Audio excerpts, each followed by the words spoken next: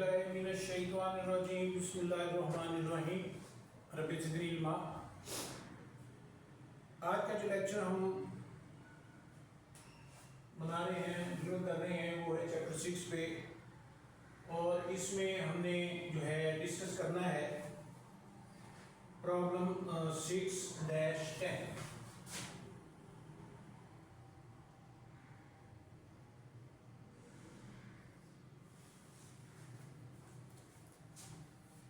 Ratio का ये chapters है।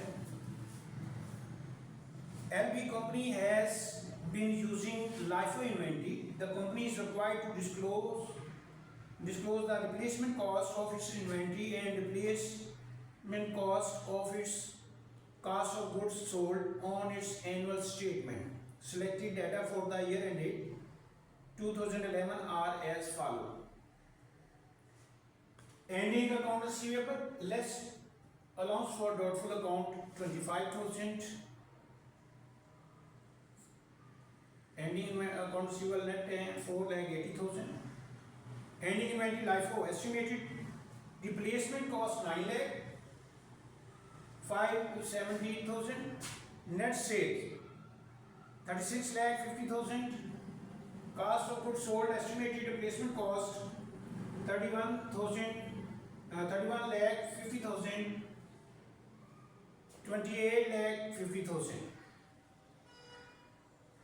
Required compute the days sale in receivable. Days receivable in days है। इसी तरह next second B requirement में है compute days sales in inventory using the cost figures है। C compute the days sales in inventory using the replacement cost for the inventory and cost of goods sold. D should replacement cost of inventory and cost of goods sold should be used when possible when the computed days sales in inventory discussed. First है जो required है ये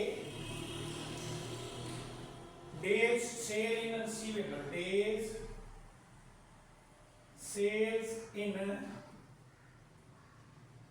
receivable. इसमें जो equivalent है हमारे पास gross receivables, gross account receivable divided by net sales और डिवाइडेड बाय 365। ये फार्मूला है इसका। तो ये अमाउंट्स हैं हमें गिवन है, तो हम इसमें पुट करके इसका आंसर निकाल लेते हैं। ग्रॉस तो रिसीवेबल है, यहाँ जो हमें नेट दिया गया है वो है 4,80,000। ग्रॉस बनाने के लिए 25,000 का जो अलाउंस है इसमें जमा कर देंगे, और सेल है यहाँ 36,50,000 और इसको डिवाइड करेंगे 365 पे। तो ये हमारे पास आगे इनको जमा करें तो ये 5,05,000 और ये आ गया 3650 और मल्टीप्लाई बाय 365 डेज, तो ये आंसर निकल आएगा। इसकी कैलकुलेशन करते हैं।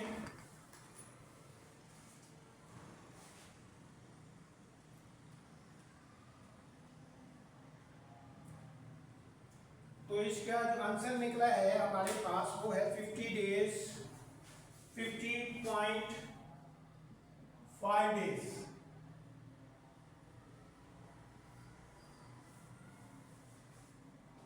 तो इसका मतलब है कि जो हमारे ग्रॉस रिसीवेबल्स जो हमारी रिकवरी है उधार से हम करते हैं तो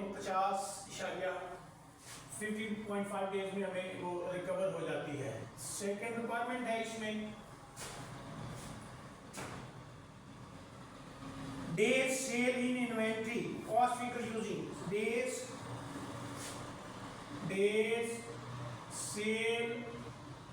sales in inventory और using cost figure।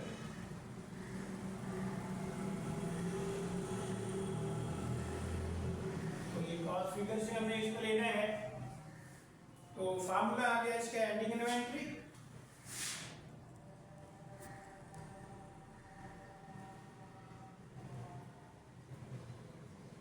Divided by cost of goods sold और डिवाइडेड 365।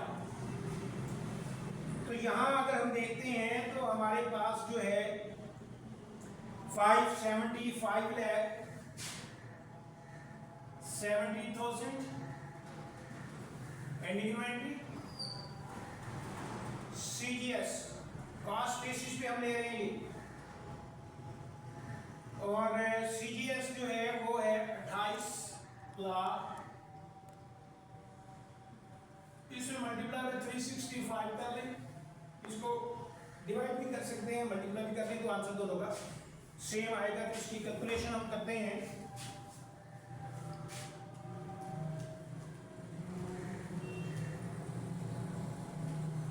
तो ये हमारे पास आ गया है 73 डेज, 73 डेज।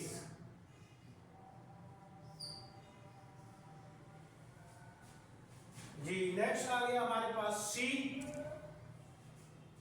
सी जो है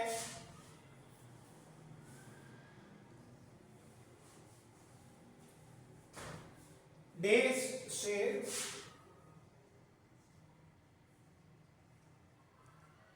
in inventory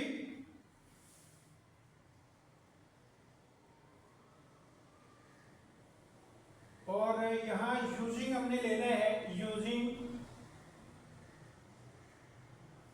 replacement cost.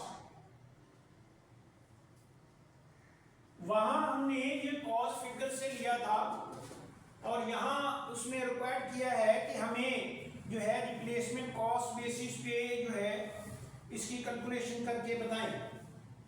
Formula हमारा वही सेम आ गया है, एंडिंग इन्वेंटरी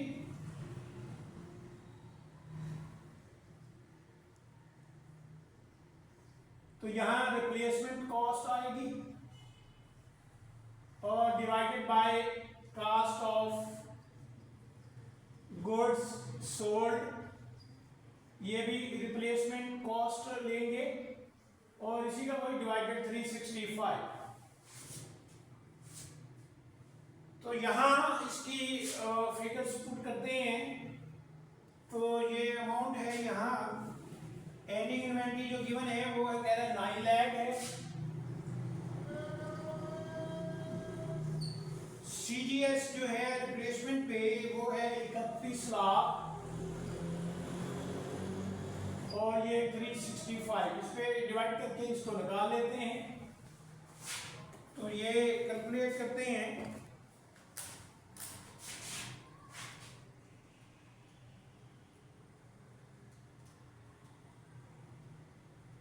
तो ये हमारे पास आ गया 104 डेज।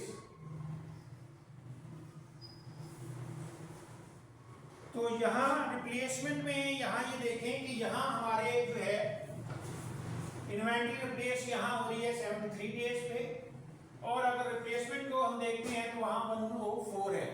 नेक्स्ट आ गया है जी डी। डी में कह रहा है कि जी should replacement cost of inventory and cost of goods sold be used when possible when computing the day in inventory.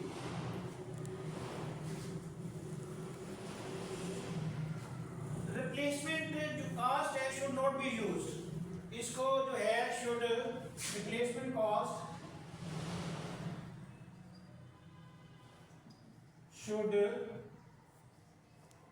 not be used. But if the cost figures are not given, then we calculate the sales days inventory on the replacement cost. Otherwise, replacement cost should not be. Replacement cost should not be used. Thank you जी, अल्लाह हाफ़िज़।